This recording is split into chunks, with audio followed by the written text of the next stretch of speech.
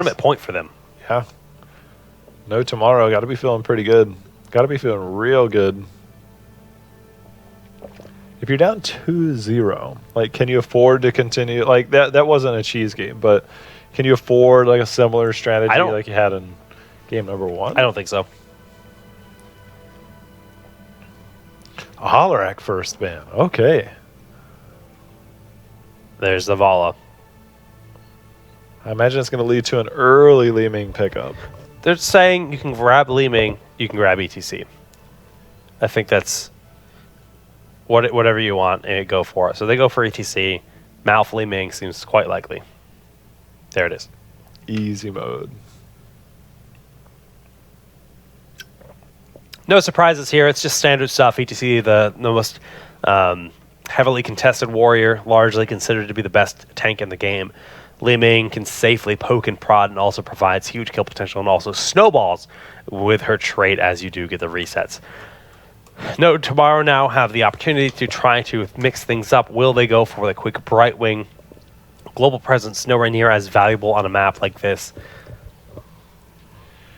Now, does this force you to prioritize more of the assassins like Lunara, which... I think so. And because, like, oftentimes you're better off with something like Ariel or Medic instead of the Brightwing.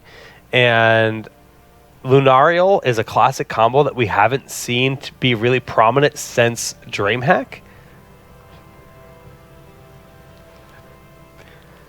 All right, so Ariel, super well paired with Lunara. You spread that damage, and Ariel's Hope Bar, what she heals off of, what she casts the heal off of. I think I said DreamHack, but I totally meant PAX West. I'm just like reliving the last 10 seconds. All the same?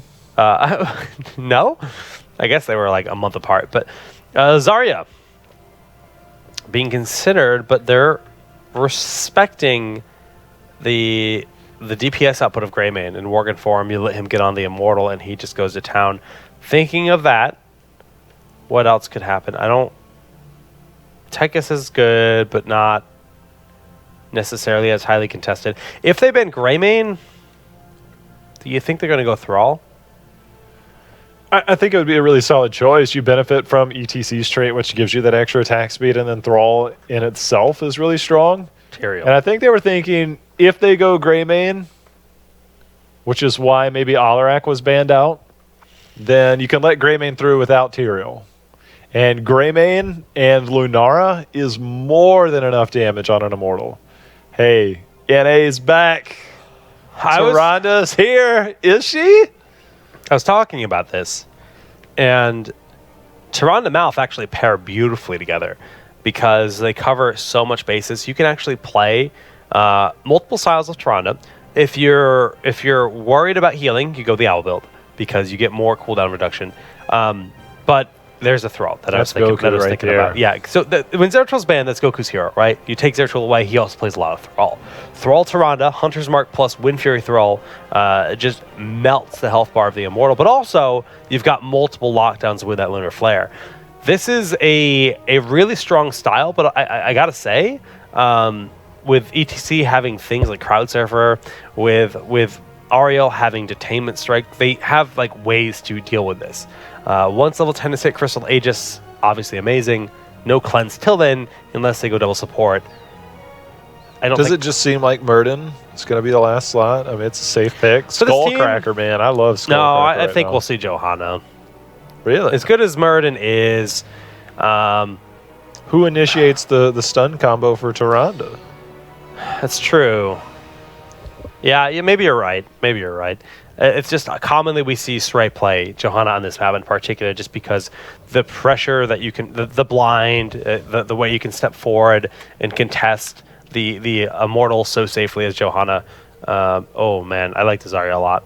They looked at Falstad, they settled on Zarya. Well, they're going for both, but let's just talk about Zarya.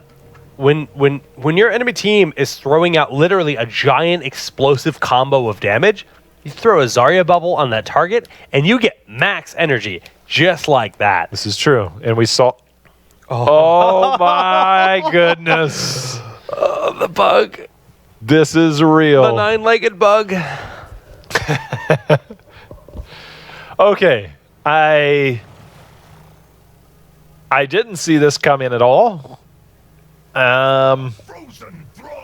Oh God, he's so mad. I even heard it. He's for talking the about frozen Northrend. throne. He's like, there he is, right in our face. I did not expect that. I don't think any of us did, J.O. Oh, rip. Gotta stop touching cords, man. A Nubarak is a Saray special.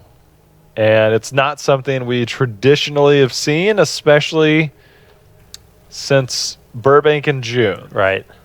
But here he is. The Saray No special. Murden, no Johanna. We're going Alarak. We're going dive, and we are diving on Lunara and Falstad. A Nubarak, not Alarak. What did I say, Alarak? Yeah. That's what I said, a Nubarak. Same name, right? It's the same. I think you changed like one letter. Okay, Or guys. two. This is tournament point for No Tomorrow.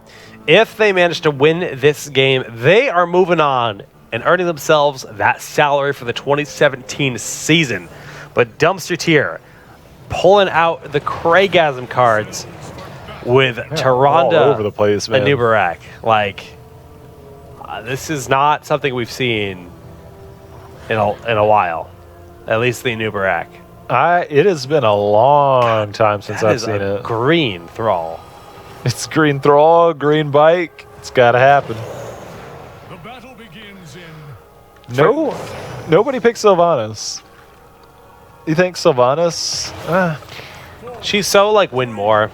She doesn't help you that much when it comes to the immortal phase. There's heroes that do the job better, and in an even matchup where you really respect your opponent, I don't like Sylvanas as a pick. If you think you can just roll your opponent, Sylvanas is just like, let's win quick. That's how I feel about the hero, and here on this map myself. Well, the Whip's gonna keep an eye on where everybody's at. And Uberak's still hiding in the one bush. He'll look to heavy engage when he burrows in.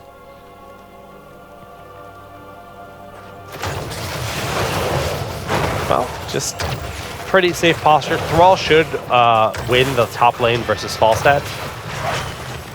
Falstad, however, does have the global. So, you know, can potentially get additional soak at certain points of the game. Wow, Jason taking way too much damage. And he's actually, like, dancing. Like, he got taunted.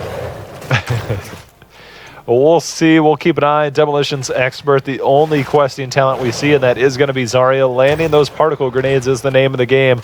So we'll see how that goes. Jason has to stay way far back. He is bad, Oh, man. my goodness. There's Ariel heals. Did you see that? Yeah, Ariel is just a beast. Attainment strike, really well done on Saray. I want to see if Goku taunts again. Because Jason's already tapped. That's what you see him just kind of playing behind his wall. Goku can keep poking with Chain Lightning. And the brawl continues here in the bottom lane, the 4v4 split. Prismat taking a lot of damage. Got to be careful. Toronto does not have mobility. The good thing is with double support, it makes it a lot easier to keep up with the Lunara heals. Malfurion alone does really good heals over time on a very short cooldown. I like how you said Lunara heals because that's actually accurate. Like, she's just a battery for Ariel. Lunara Ariel heals, yeah. Like Tiger JK already with a full bar of hope. Pops it. Well, watch how fast it builds the minute Lunara starts attacking. All right, but you got to remember, Faye can be Pokemon Master with those long-range abilities and already getting a good bit of damage. And Thrall contesting False at the best of his ability, forcing Jason back into his lane. Yeah, they'll have to drop back. Lunara doesn't really hit that big spike until level 7. Nice with Nature's combo. Calling. There it is. It lands, but the heals are back. The heals are back, but like, it's still the threat that's there. Yes, Hunter's Mark is going to have a longer cooldown for sure. All right, Urho and team, they decided to rotate to the top, give up that poke. They realized they're not going to win the poke war. This isn't the same game we saw in Battlefield of Eternity earlier. Not at all. See quite a bit of burst. Even if you give it up, it's not a big deal, but a lot easier to poke from here. A lot easier to engage. Look at the flanking position from ETC. Immediately decides to show himself, getting in position to try to stall this out, keep it alive. But again, lots of options. Falstad going on into that point. Detainment strike in on Saray could force out a defensive burrow charge, and it's exactly what he does, leaving Goku behind, who immediately uses Wind Fury to retreat. Lunar Flare in, but no follow-up available, and Jason is starting to catch up this race as he's left alone in this 4v5 scenario. Yeah, he is there. Srey on the backside. You see Goku starting to join the fight. Very healthy are the members of No Tomorrow, but talking trees! Good heals coming through. Goku very low, but the rest of the team swaps their focus onto the Punisher, the Immortal, which is very low. One more hit should seal the deal, and it is picked up from DTS, but not by much. Talking Trees has no mana. He's going to be forced to hearth back there. So is Urho. They're going to be able to defend. Should be fairly easily this early. We talk about mana bars. No need for mana when you talk about Zarya or Ariel.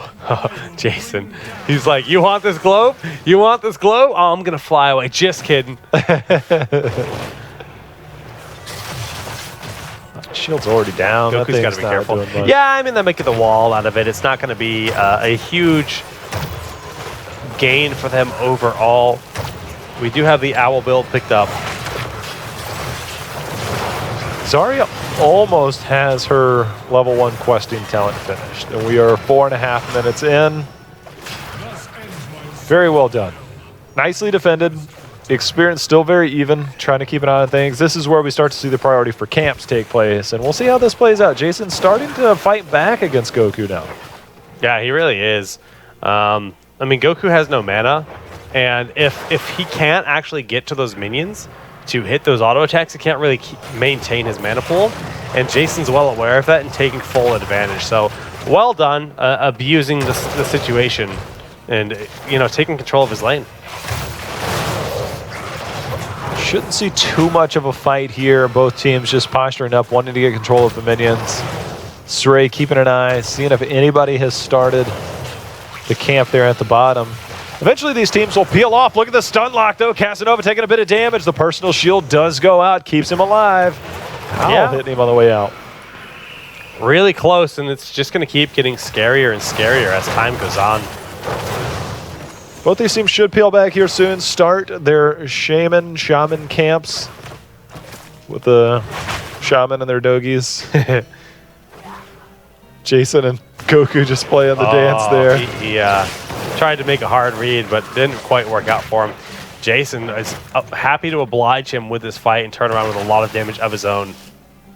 Yeah, the whole thing about that is that Goku can heal himself up when he's on Thrall. That's a much bigger deal. We're going to see a slow start over here on this camp. We'll see if that has any effect on the start of the Immortals. Both camps have been picked up by both teams here. Yeah, Falsta's going to have to clean up the Khazra camp. Srey immediately leaving, looking for a target to lock down. Roots go down, the beautiful shielding coming in. Actually, it looks like no damage is done, more or less, but as I say that, oh my goodness! The shields were hiding the carnage happening underneath. The Fey combo landed and absolutely deleted him. Casanova gets stuck in the roots. The stun goes down. Casanova the second to fall. Nicely done there by Dumpster Tier. DTS turning up the heat. They've got this big push in the bottom fallen shaman with goat men behind them. The Khazra camp just throwing spears for days while their Immortal is getting slaughtered. It's a good bit of damage put out there by DTS real quick. We do see Nature's Calling picked up. It's got to go into effect. You can see the camp being cleaned up in the meantime. Look at this. Going to be on the neutral side, the allied side, and we see an instant invasion recognizing the team up at the top is busy defending. That's big. They needed that damage. They just got a lot of free damage. They're actually in lead when it comes to this phase at this point in time. Experience dead even, structurally slightly in favor of DTS, having that bottom lane so low from the double Merc lane. But this Immortal phase far from over. Yeah, the longer this goes on, we're going to see the value. We see Seeker picked up once again by Li Ming, which means that as that hits, it's going to be even more damage. So it's up to Casanova. Try and shield that. The cleanse out onto Srey, keeping him alive. Falset has flown up. Now, there's no money Gusk here. He's just looking to put the pressure on to Faye. To tame the strike, Srey keeps him in place, and Falset has begun working on this. He still has barrel roll if needed. Yeah, for what it's worth, they still have a little bit of a lead, at least for the time being. Casanova is able to poke if needed. I'm actually a little bit surprised we haven't seen more. Just soaked up those shots, and that energy shot way up. It's crazy. But this constant poke, I mean, Lunar Momentum paired with the Owl build, it's basically like no cooldowns if you're hitting a few heroes. Goku needs to retreat, but using that Wind Fury for the mobility, and the poke is just too much. It's going to be another Punisher here. Just throwing Hunter's Mark in to make sure they can lock it in relative quick succession. That's why Li Ming is so valuable. Sat on the other side of that structure there, right in the middle, and just poked away. And with Seeker, it helps the burst even more, makes it that much safer, that much easier to shoot down, even triumvirate. And if you're hitting that and you're hitting heroes and the Immortal at max range, it's even bigger cooldown on the Arcane Orb. You want to keep that cooldown as low as you can, but they are going to be doing that as Faye is able to hide behind this Immortal that's besieging the top lane. Level 10. Inches away as this wave falls. It will be locked in. About one more minion. And here we go with our heroic selection. Starfall, a Cocoon. Oh, Starfall Earthquake. That's scary. That's scary. You see them just immediately back up. We don't have heroics. We know Starfall Earthquake could really put us in a bad spot. No. We don't want anything to do with that, actually. Yeah, they'll give up a little bit of keep wall damage, maybe even the entire keep wall at this point if things keep up. That Immortal is really hard to poke down. They do get one tower and almost the wall. The wall ends up falling in the end, so nicely done there to take advantage of that.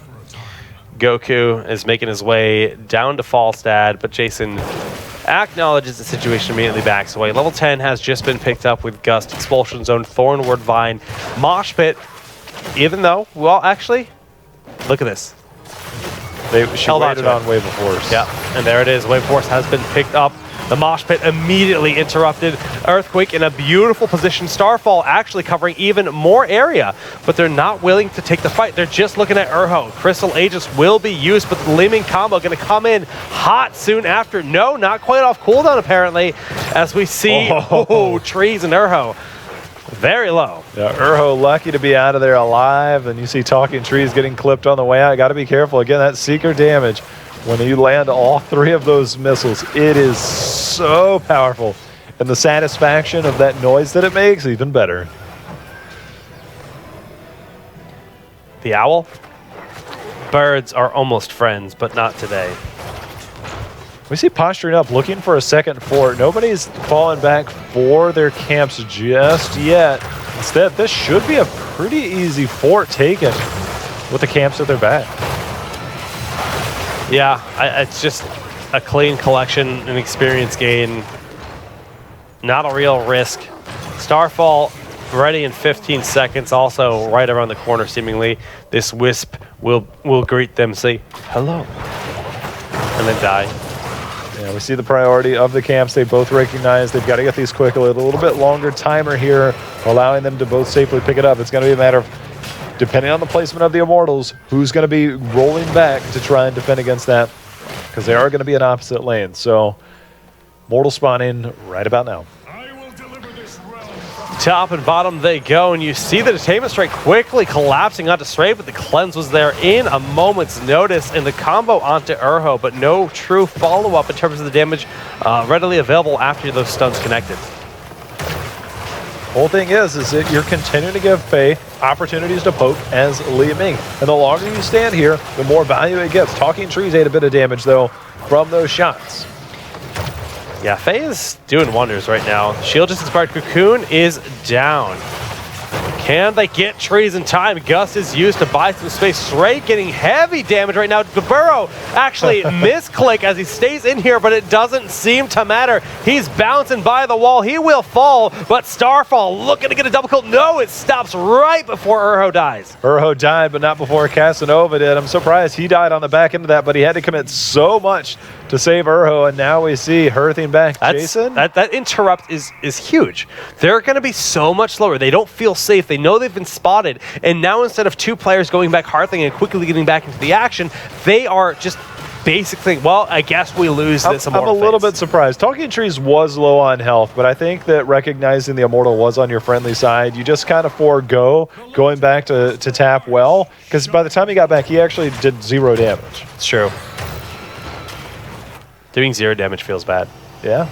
Because look at the shield. I mean, this is actually game threatening at this point. The entire keep wall is down. That's the camp value that we talked about. They were able to get the fort beforehand, and now they got that camp that forced that wall down. This is a heavily shielded. Yes, it's only level 13, but Jake, this is a scary proposition.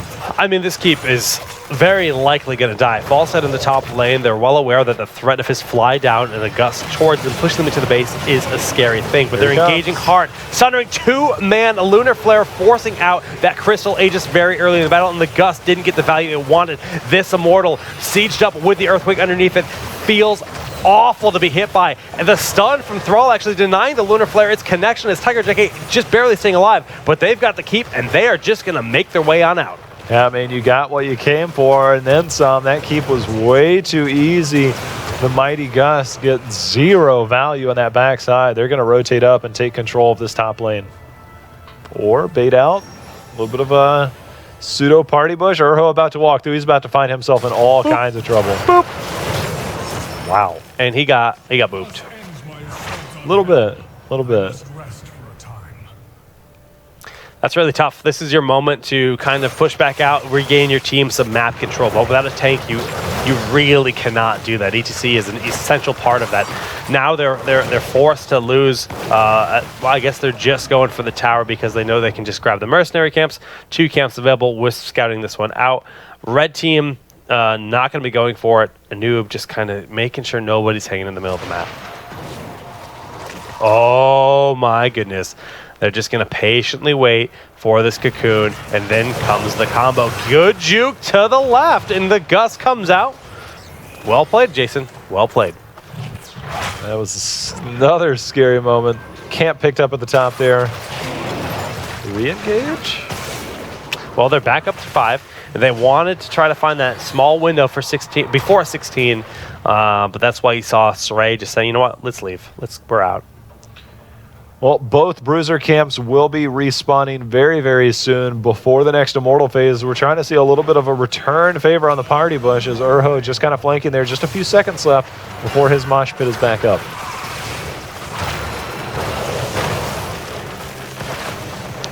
Tense moment here.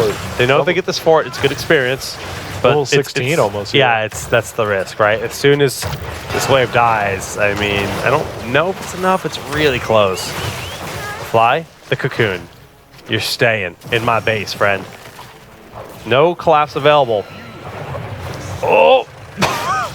Little early with the combo from Li Ming, and it's as a result, Jason is A-okay. Saray, not so much. A bit sloppy there. That's a big win right now as they're already going back. Jason forced to use his flight back to defend the core. Catapults are there doing even more damage. So it's a 4-on-4 for the time being. So right now it's not the worst of positions for DTS. Yeah, but, I mean, they don't have a true front line. Earthquake has to be used. The mosh pit onto Li Ming, the one target that can stop it. Crystal Aegis keeping Tiger alive. Goku a little bit far forward. Earthquake heals him up quite a bit. He's staying alive barely. The Chain Lightning finds a kill, but he dies as well. Faye has been poking on the backside so much. Casanova gets a ton of energy from that last orb, but man, Mirror Ball makes those missiles so scary. This is a very scary threat right now in the sense that you don't have a ton of health, and Li Ming is still very healthy on the other side. If you get hit, especially with Malfurion there, the resets can turn this around pretty quickly, but they're now hearthing back to regain some health and mana. We're going to see if they can get this down for their first Immortal of the game. Dun dun dun. 3, 2, 3. Fix headphone. Engaged 3, 2, 3. Engaged. Sweet. Engaged. Well, we've got 3 to 3 activated, and these teams are playing out of their minds. Now, no tomorrow. Definitely a little bit on the back foot here. They've lost a keep fairly early, whereas DTS still hold both their forts. But as we're approaching this late game, if they do manage to pick up the team fights, they can certainly turn things around. They're up 70 or about. They're up about 50+% damage. I'm not 50+% about. I guess it makes sense. I could just say 60. And this is their time to finally try to put the pressure on. You get that Immortal, you push on. And are they 16 yet? No, they're not. Okay. They're not 16. That's the thing is they were doing all of that right before the brink of 16 on the side. And then once they got 16, they were still able to put the pressure on because they have the numbers advantage. And it was a tough fight to take, but they had not taken much of a fight at all. Trying to see if it has been locked in. Yeah, 16 was locked in, but they had not been able to do anything at all up until then. The mosh pits had been canceled out, but then we saw that one big mosh pit. It can really turn the game when you get this late into it. We do have to talk about Ranger. When you already have to worry about Li Ming's poke, but then Ranger comes into play, the damage hurts. And these kind of like these fights where you're fighting and you're facing off in really predictable patterns, and suddenly the Sentinel is going to be far bigger and far much more of a threat. Well, it can add, like, I mean, look at that. That was a lot of damage. That just came from across the map. She's still in her base.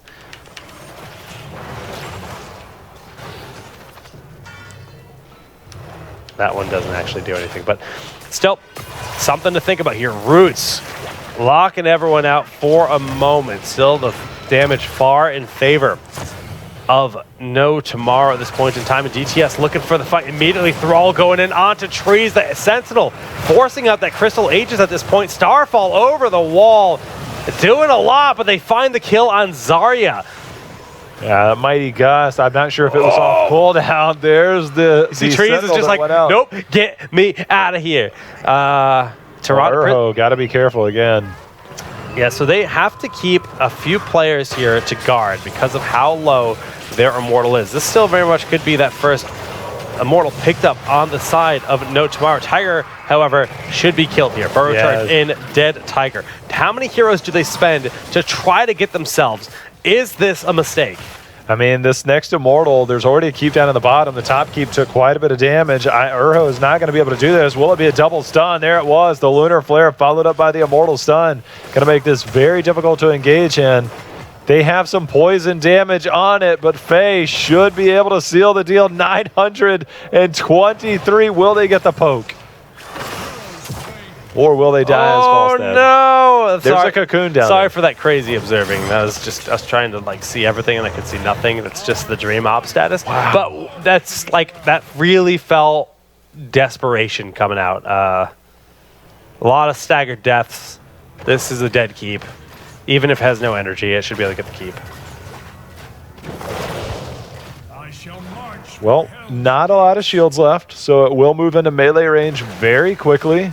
There's no Cocoon or Earthquake. That's the one big benefit here for No Tomorrow. Well, they can't lose anybody. If they lose anybody, they risk losing the game. Falstad does have Mighty Gust up, so if things get any bit crazy when he spawns here in just a second, they should be able to stay alive, but it's up to Talking Trees to continue to poke. You see the Thornwood Vines doing a lot, but a Nubarak can dive. That's always the threat. I think they're fine with just double keep. I mean, that's plenty of value. Earthquake just came up, though. Yeah, and if they can force them out of their base, which is like what they're doing right now, there's the fly, the gust, they actually preemptively threw that down, but the Cocoon setting themselves up to throw down the roots. Oh, the Twilight was a little early, but it doesn't matter. They finally kill Starfall and Earthquake, keeping them in. You're locked in here with us as they go and tear everyone in half. Goodbye, Ariel. Goodbye, Casanova. That's 3 members down. That should be a point on the board for DTS. Yeah, the core is already taking damage from the catapults on the backside. It's just a formality now. Talking Tree is going to be the next to fall. Oh! The roots helped secured it there. She was born in the forest and she died in the forest. Well, Dumpster Tier coming back. A Nubarak, new meta, Jake. A Nubarak, new meta. Nubarak